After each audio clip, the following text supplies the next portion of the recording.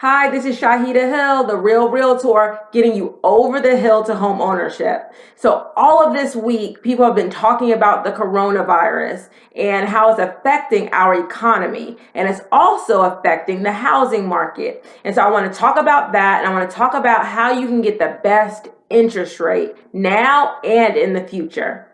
So if you haven't already, please like and subscribe to my channel for new videos every week. Okay, let's get right into it. So the stock market has dropped more than 10% right now, and interest rates are at an all-time low. Not all-time low, but very close to an all-time low. Definitely the lowest they've been in the last 4 years, but very close to where they were during the recession.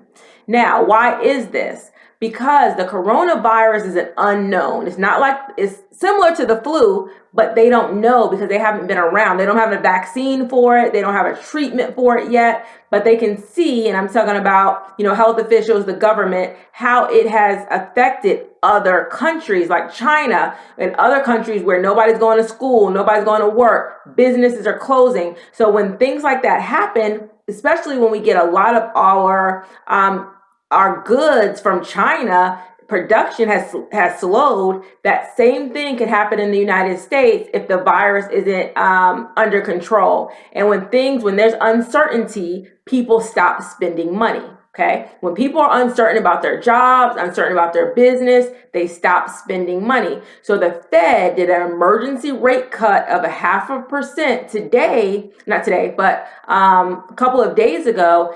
And that's something they don't normally do, to cut rates to try to get people still borrowing money. So they lowered the interest rates, or what they did is going to spur lowering of interest rates. And so people will be more likely to spend money, to borrow money, because they lowered the interest rates. So what does this mean for you? So number one, if you're already in the housing market, so you're already starting to look for a house, then mortgage rates will be lower this week than they were last week or the week before. So you should check with your lender and ask them, what is the rate right now, even if they quoted you a rate when you first did your pre-qualification or your pre-approval. Find out what the rate is today. Make sure also that you are quoting with more than one person. Make sure you're quoting with at least 3 lenders. That's how you're going to know that you're really getting the best rate, because there are several things that affect your rate. Let me go over some of them, and I have them written down. Your credit. Big, big, big. Your credit's going to affect your rate. The higher your credit score, the lower your interest rate, because you're showing them that you are responsible with paying money, paying back debt. So they will reward you with a lower interest rate when you borrow money. So your credit is number one. Number two is your down payment. The more of a down payment you put down, generally, the better your interest rate.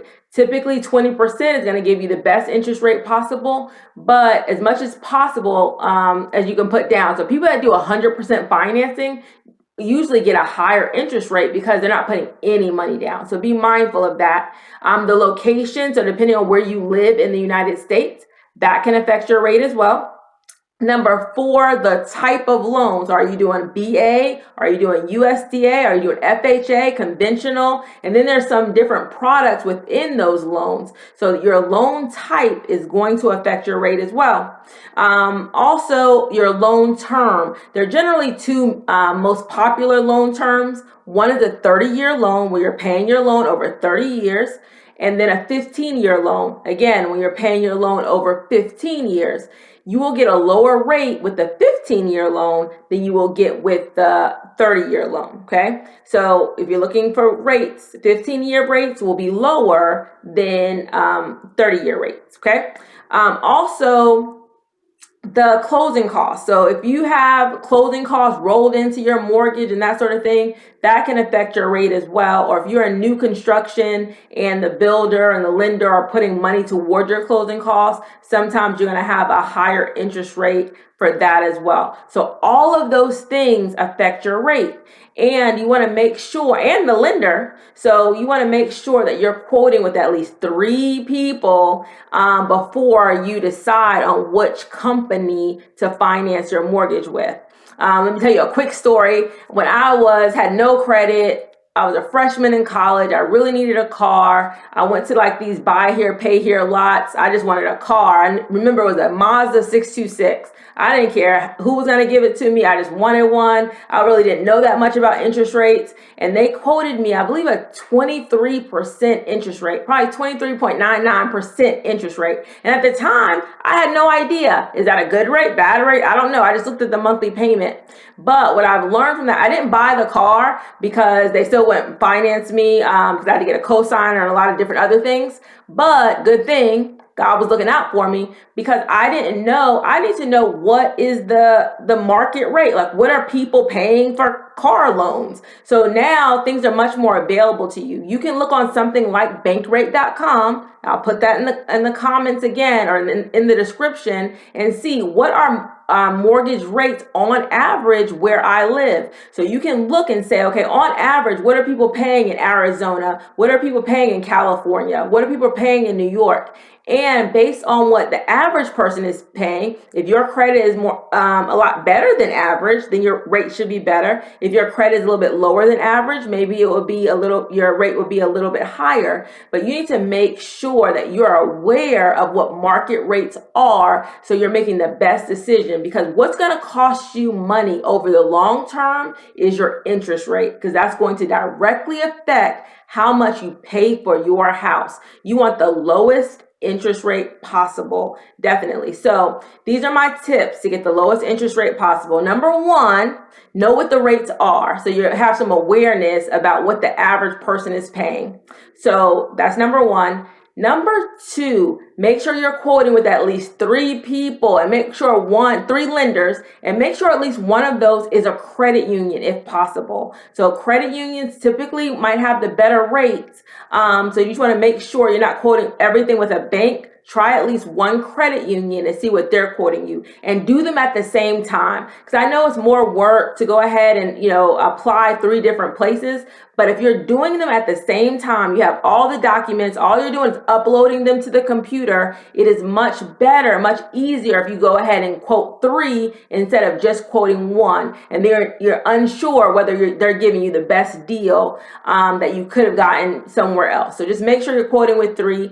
Make sure your FICO score, your credit score is as high as possible. Really, there's so many avenues. I'm going to do a whole video on credit, but you want to make sure your credit score is as high as possible. And then decide whether or not you're going to do a 15-year or a 30-year. Maybe you can afford to do a 15-year mortgage. You get that paid off in 15 years. You're going to get a lower mortgage payment. So see if that's an option for you to do. So that's what I want to say about the coronavirus. In general, we need to watch it, because another thing is, if it does, so right now it's pretty much not too much is happening, but if it does break out, like with more cases and deaths and that sort of thing, businesses will slow down significantly. Okay. And then there won't be as much of a demand for housing, and housing prices may decrease overall. But right now, because interest rates are low and the coronavirus isn't affecting everyone very heavily right now, then buyers are in the market. They're in the market to buy. They're trying to take advantage of these low rates. The only thing that hasn't changed since my last few videos is inventory. There's not a lot of inventory. There's not a lot of homes for sale. So people are fighting. So now even more people in the market, and there's like 5 and 6 people fighting for one house. So if you're a seller, it's a good time to put your house on the market. You're going to have multiple people trying to buy it. But if you're a buyer, you're in a competitive market. You need to get out there. You need to see homes the same day. You need to be very diligent. And I know as I have clients I'm working with now are getting, a little bit aggravated because, as soon as they see something, then, it's off the market very quickly. So just be patient, be diligent, and it will work out. You just have to just keep at it. If you're in the market now, keep at it. You will find something. But again, it just may take longer than it normally would take. All right, if you have any questions, please put them in the comments. I will answer. Just make sure you're getting the best interest rate possible. Thank you so much for watching. Please like and subscribe to my channel for new videos every week. And wash your hands. Okay, bye.